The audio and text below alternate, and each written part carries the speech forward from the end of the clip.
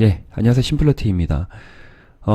나스닥이 큰 폭으로 좀 하락을 했습니다. 지난 이제 3월 이후로 가장 큰 폭으로 마감을 했는데, 미국 부채한도 협상이 지금 제대로 이행되지 않고 난항을 겪고 있는 상황이고요. 그리고, 그런데 뭐 항상 그랬어요. 네, 뭐 빚을 갚아라, 뭐 부채한도 늘려라, 뭐 여러 가지 그런 이슈들이 각 시기마다 항상 불거져 나왔던 부분인데 그때마다 이제 공화당과 민주당의 줄다리기 싸움이 있었고, 그리고 두 고래죠. 고래 싸움에 이제 새우등이 터지는 그런 격이 많이 나왔습니다. 네. 아마 뭐 주식을 하신 분들은 많이 아실 것 같고, 그런데 그런 이유라고 하면 시간의 문제였다라고 저는 항상 생각이 들어요. 그때마다 좀 예수금 관리를 좀 하고 현금 비중을 좀 높인 상태에서 낙폭 과대한 그런 종목들 다시 재매수하게 되면 언제든지 수익으로 연결됐다는 것을 잊지 마시고, 시장이 이전처럼 코로나 이전처럼 막 이렇게 뭐 이때는 아니겠지만 네, 완전히 무너지는 그런 흐름은 나오지 않을 것 같습니다. 연초에도 흐름이 안 좋았죠. 이때 2월부터 3월 말까지 근 한 달간 계속 내렸잖아요. 네, 맞죠? 한 달간 내리고 좀 짧게 내리고 또 중간중간에 좀 낙폭을 키운 상태인데, 지금의 어떤 흐름은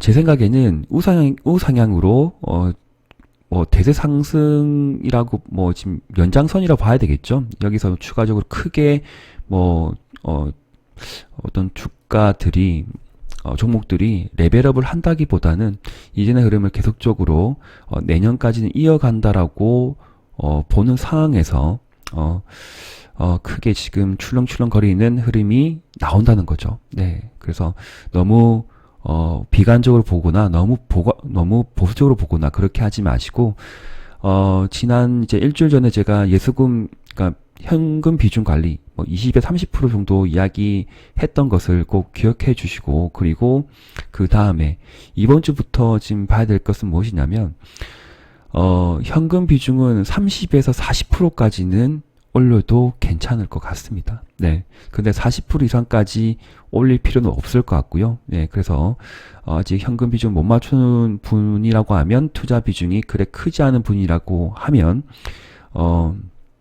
제 생각에는 종목을 압축을 해도 괜찮고요. 그러니까 여러 가지 종목들을 지금 공략한 분들 많죠. 제가 언급드린 종목들, 뭐 이렇게 막 낙폭으로 과대한 종목들이 있는데, 그런 종목들의 어떤 상황에서는 저라면 반을 잘라냅니다. 반.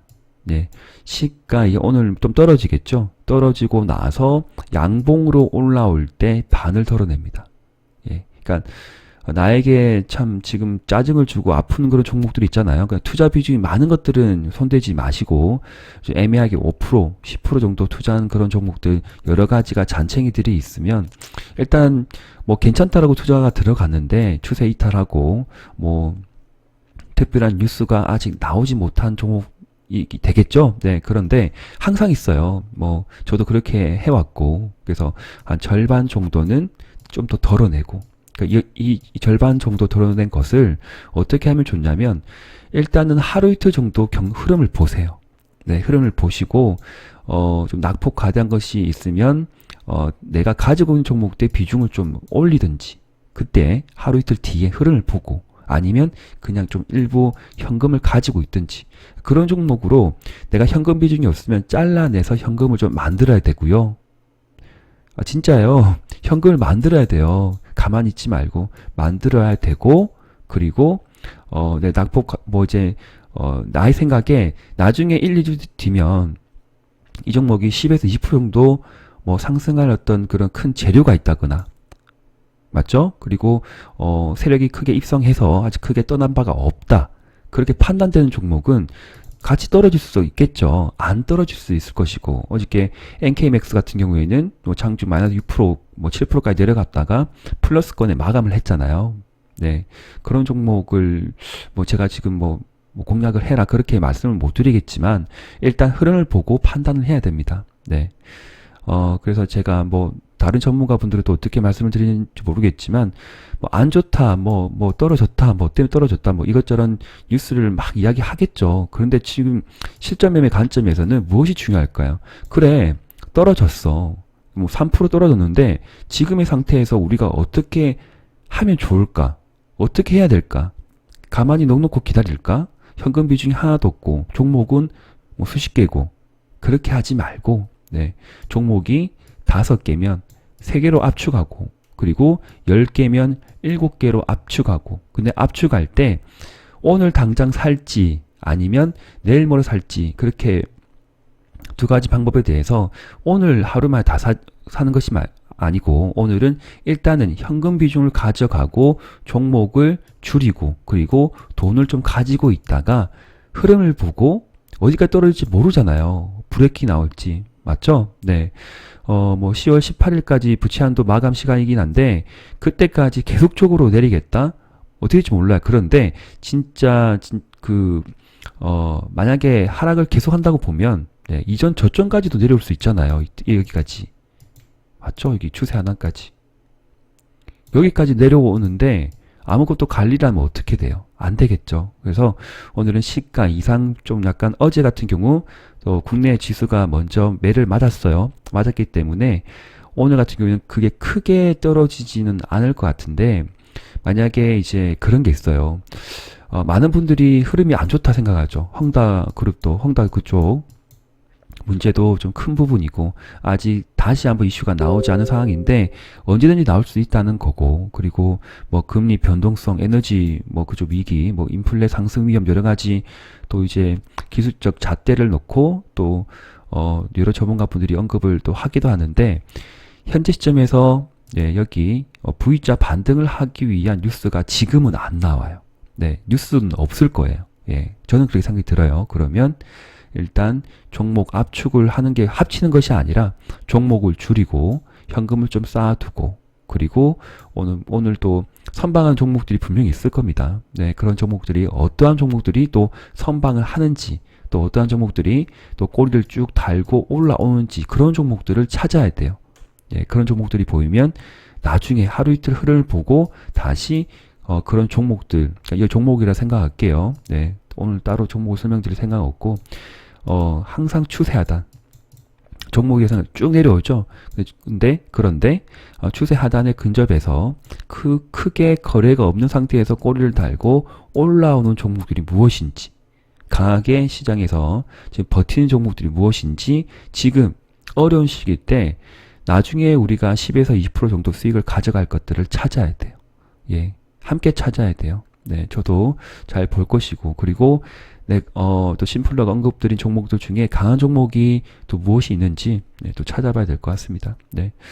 일단 뭐 여러 가지 제가 뭐 이번 달 언급드린 종목들이 있는데 이렇게 좀 보이죠? 네, 상황이고 그리고 쭉 밑으로 내려보면 또 우량주 같은 것도 보이고 맞죠? 네.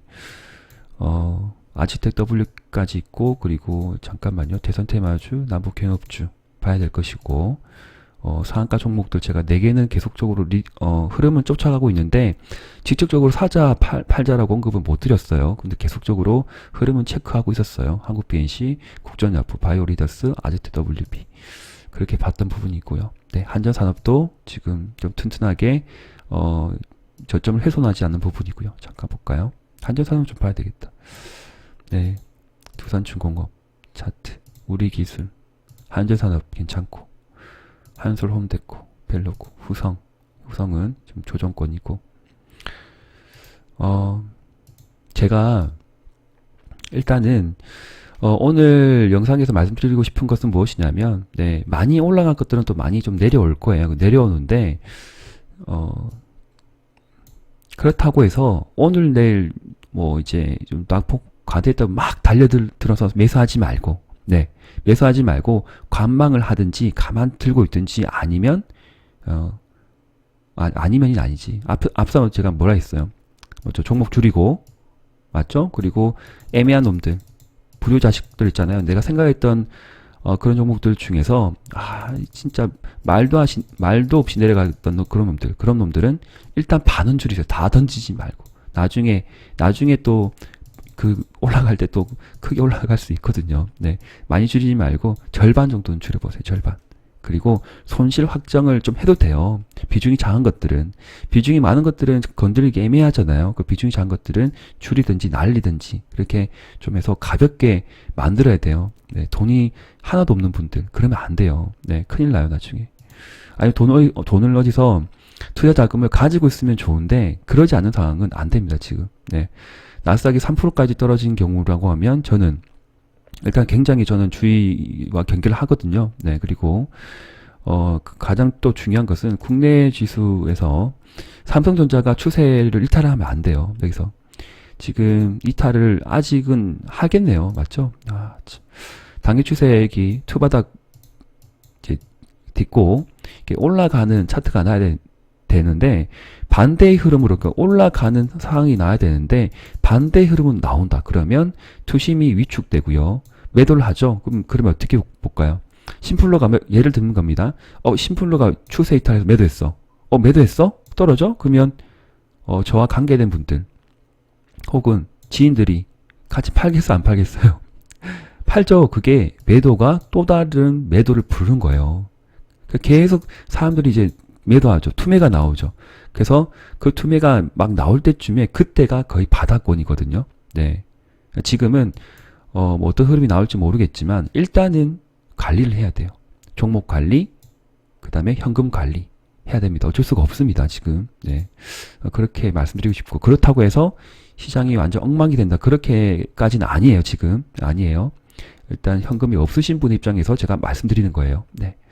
그러니까 추세 이탈을 하게 되면 투심이 위축되기 때문에 그러하다라고 보는 부분이고 그 다음에 호지뉴스가 지금 당장은 나올 어떤 여력이 없기 때문에 그러한 부분이고 네, 일단 그렇습니다.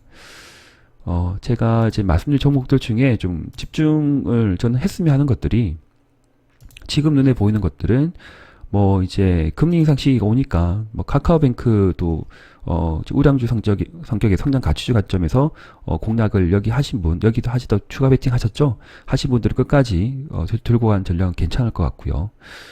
그리고 SK바사 눌러주면 진짜 이런 놈들을 잡아도 돼요. SK바이오사이언스. 왜냐하면 3일째 많이 가죠. 뭐 10% 올라가고 또 이날도 5% 올라가고 이틀간 본다 하더라도 15% 수익을 또 챙길 수 있거든요.